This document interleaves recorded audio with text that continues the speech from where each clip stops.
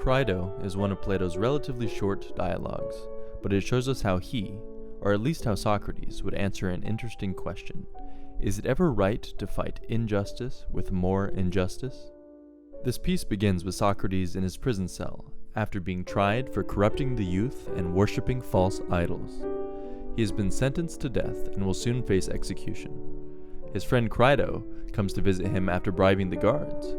He tells Socrates that he can bribe the guards even further to the point where they will allow him to escape, and he can go to Thessaly, where he can live out the rest of his days happily.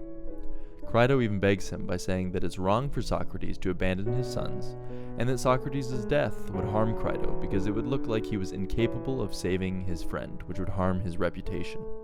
Socrates responds that it is wrong to answer injustice with more injustice. Then Crito tries to argue back that most people want him to be free, so he'd be making the majority happy, but Socrates isn't pleased by that. Quoting from the Internet Encyclopedia of Philosophy, when Crito appeals to popular opinion on the matter, Socrates replies that the only authority he would accept on the matter would be that of someone who's an expert on the matter at hand, which is how doing right and doing wrong affect the most important part of a person. This is analogous to how health and disease affect the body.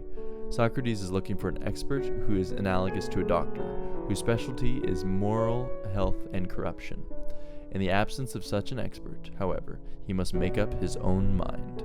To Socrates, it is better to live a short and virtuous life than a long but immoral one, because injustice damages a philosopher's soul. I mean, imagine if everyone disobeyed laws that they didn't personally like. That would be chaos.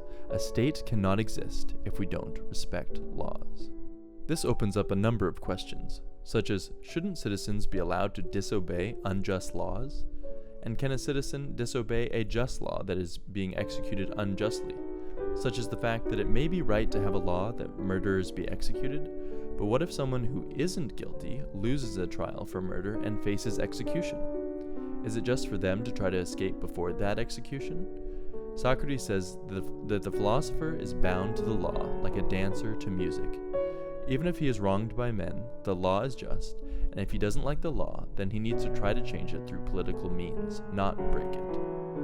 He also says that if you really don't like a law, then it is your responsibility to move to a state that doesn't have that law if you are unwilling to use political means to try to change it. In this way, we see some early social contract theory, where citizens have a mutual contract with the state and they must abide by that contract or leave.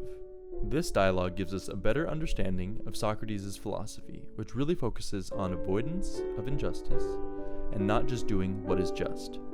It also gives us a better understanding of his view of laws, which should be designed to promote the character and virtues of the citizens that live under these laws.